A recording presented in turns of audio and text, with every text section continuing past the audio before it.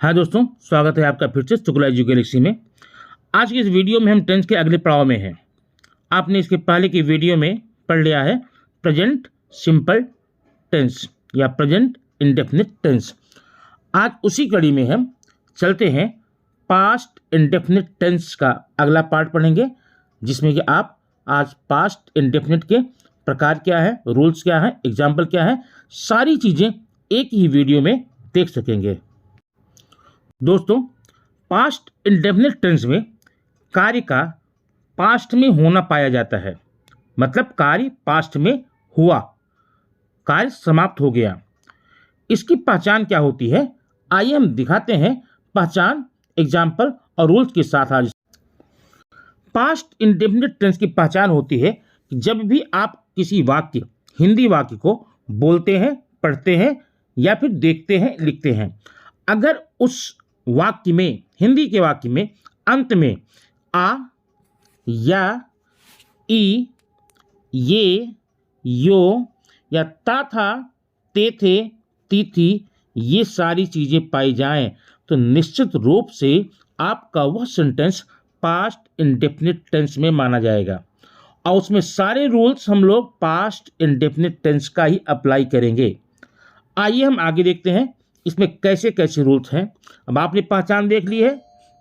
याद ये रखना है, कभी भी किसी सेंटेंस में पास्ट इंडेफिनिट में आप उसका ट्रांसलेशन तभी कर पाएंगे जब आप हिंदी वाक्य को सुनकर के उसकी पहचान को उससे जोड़ सकेंगे, लिंक कर सकेंगे। अब ये देखिए आज अफर्मेटिव सेंटेंस। अब अफर्मेटिव क्या होता है?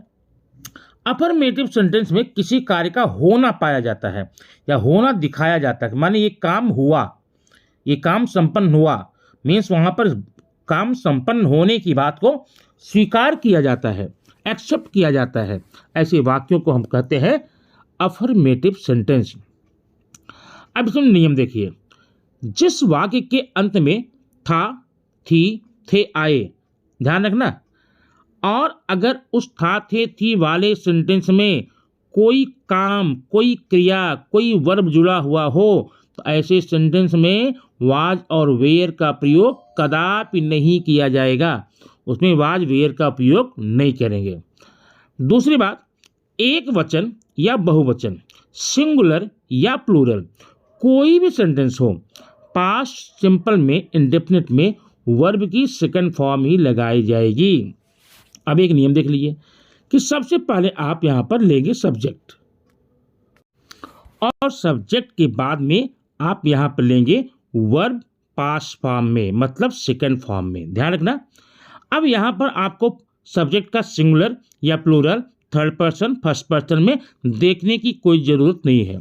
सब्जेक्ट कोई भी हो, किसी फॉर्म में हो, वहां पर आप वर्ब की सेकंड फॉर्म में लगाएंगे और उसके तुरंत बाद में आप क्या लगाएंगे, ऑब्जेक्ट। तो ये आपका छोटा सा नियम हो गया पास्ट सिंपल का, पास्ट इंडेफिनिट का सब्जेक्ट, वर्ब सेकंड फॉर्म और ऑब्जेक्ट। आगे सब्जेक्ट के भिन्न भिन्न नंबर के साथ में वर्ब में कोई परिवर्तन नहीं होता है। आइए हम इन सारी बातों को कुछ एग्जाम्पल्स के माध्यम समझते हैं। एग्जाम्पल नंबर 1, उसने कल मुझे एक कलम दिया। उसने दिया कलम, सब्जेक्ट ही, देने का होगा gave, he gave me a pen, he gave me a pen yesterday. Second, अब ध्यान देना, यहां वाक्य के अंत में या है, या, ये, ई। सेकंड है, मैं इस घर में रहता था, मैं इस घर में रहता था, लास्ट में ता था आ गया। अब सब्जेक्ट हो गया आई, वर्ब सेकंड फॉर्म में lived, I lived in this house. Third देखेंगे, मोहन कल अपने पिता को देखने दिल्ली गया। अब ध्यान देना, मोहन सब्जेक्ट है, वर्ब गया, दिल्ली गया, और ऑब्जेक्ट दिल्ली। अपने पिता को देखने को हम सपोर्टिव मान करके आगे बगल में लिख देंगे। Mohan went to Delhi to see his father yesterday. Next sentence देखेंगे, हमने अपना पाठ याद कर लिया, वी लर्नड आवर लेसन।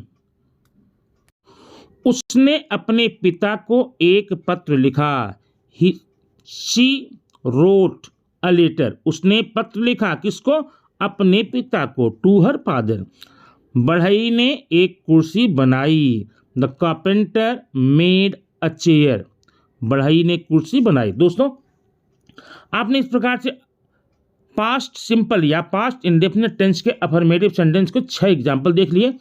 अब आइए हम देखते हैं पास्ट नेगेटिव, पास्ट इंडेफिनिट या नेगेटिव।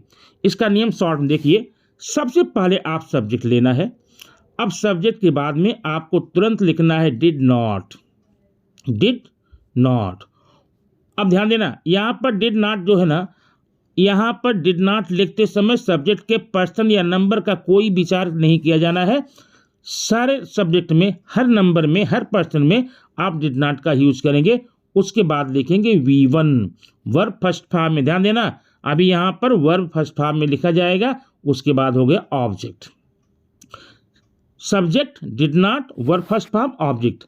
अब इसी एग्जाम्पल को आइए हम इसी सेंटेंस को आगे एग्जाम्पल समझेंगे। वह कल हॉकी नहीं खेला, या उसने कल हॉकी नहीं खेला। He did not play hockey yesterday. लड़कों ने अपना पाठ नहीं याद किया, the boys did not learn their lesson. मैं कभी देर से नहीं आया, I never came late. Sita ने मधुर गाना नहीं गाया, Sita did not sing a sweet song. तुम स्कूल नहीं गए, you did not go to school. इस प्रकार का ढेर सारा सेंटेंस आप अपने मन से बना करके इसका प्रैक्टिस कर सकते हैं, ताकि आपका ये प्रैक्टिस और स्ट्रांग हो, आप इंग्लिश बोलने में, पढ़ने में, समझने में माहिर हो पाएं। अब आइए देखते हैं इंट्रोगेटिव। अब आपने कल पहले देख लिया था, इंट्रोगेटिव के 2 पार्ट हैं। पहला इंट्रोगेटिव, ऐसे सारे क्वेश्चन जिसका आंसर यस या नो में दिया जा सकता है उसे कहते हैं यस नो टाइप क्वेश्चन। और एक क्वेश्चन ऐसा होता जिसका आंसर यस या नो में नहीं दिया जा सकता। अब एग्जाम्पल देखिए, जैसे क्या वह बाजार गया, क्या तुमने खाना खाया, क्या तुम खाना खाते थे, क्या तुम बाजार जाते थे। ये सारे सेंटेंस आपके क्या होंगे, यस नो टाइप होंगे। अगर यस नो टाइप में होगा तो उसका नियम देखिए। सबसे पहले आप लगाएंगे डिड, सबसे पहले डिड, फिर subject plus V1 plus object plus question mark, ठीक है, प्लस क्वेश्चन मार्क। तो ये आपका हो गया यस नो टाइप का। और अगर मान लीजिए WH टाइप हो, कब, कहाँ, क्यों, कैसे, कितना, कहाँ, कैसे, किधर, ऐसी वाक्य हो, तो आपका पूरा नियम यही अप्लाई करना, बस उसके शुरुआत में आपको WH वर्ड, जैसे कब के लिए व्हेन, कहाँ के लिए वेयर, कौन के लिए हु, ऐसे सारे वर्ड रख करके बाकी पूरा नियम आप यस नो टाइप का ही अप्लाई करेंगे। आइए तो फिर देखते हैं एग्जाम्पल्स का। यहाँ है, क्या उसने किताब पढ़ी। ध्यान देना, क्वेश्चन पर ध्यान देना, क्या उसने किताब पढ़ी। अब यह इसका आंसर आप यस या नो में देख सकते हैं, मतलब यह यस नो टाइप क्वेश्चन है। सबसे पहले क्या लगाएंगे, डिड। क्या लगाएंगे, डिड। अब डिड के बाद क्या होगा, सब्जेक्ट, उसने, he, did he read the book, read the book. चिकन, क्या मैंने तुम्हें कलम दी। अभी ध्यान देना, ये भी यस नो टाइप क्वेश्चन है। Did I give you a pen. क्या तुम्हारी माँ तुम्हें प्यार नहीं करती थी। Did your mother not love you. Next देखेंगे आगे, क्या वह यहां नहीं आती थी। Did she not come here. तुम मेरे साथ क्यों नहीं भागे थे। ध्यान देना, भी क्वेश्चन चेंज हुआ, आप मेरे साथ क्यों नहीं भागे थे। इसका आंसर आप यस या नो में नहीं दे सकते हैं, इसका मतलब ये WH टाइप क्वेश्चन है। सबसे पहले क्या लिखेंगे, क्यों। इसकी इंग्लिश क्या होती है, वाई। बाकी यस नो टाइप का नियम, why did you not run with me. Next है, तुमने किसकी किताब कक्षा में पढ़ी। किसकी किताब, whose book did you read in the classroom. तुम्हारा भाई कल कहाँ गया। Where did your brother go yesterday. Mohan कब लौट कर आया। When did Mohan return. कितने लड़के कक्षा में नहीं आए। How many boys did not come to the class. उस बच्चे ने कितना दूध पिया। How much milk did that baby drink. तुम्हारे घर कल कौन आया। Who came to your house. अब यहाँ एक बात सोचने वाली है, ध्यान देना। यहाँ पर जब आपने हु देखा, हु के तुरंत बाद में कोई हेल्पिंग वर्ब नहीं आया। ध्यान देना क्यों ऐसा हुआ, क्योंकि ये जो हु है WH वर्ड है, ये क्वेश्चन वर्ड तो है, साथ ही साथ में सब्जेक्ट का भी काम कर रहा है। और आपको ध्यान देना चाहिए सब्जेक्ट के तुरंत बाद में वर्ब आ सकता है, इसलिए यहाँ पर हु डिड कम नहीं करेंगे, who came to your house study. दोस्तों आज का ये video past indefinite, past simple का अफर्मेटिव, नेगेटिव और इंट्रोगेटिव सारे नियमों के साथ, एग्जाम्पल्स, रूल्स के साथ आपने देखा।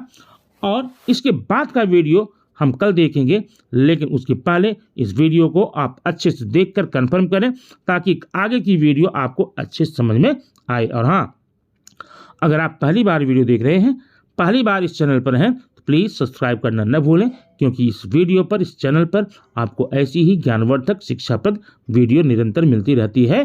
Thank you very much. See you by the next video.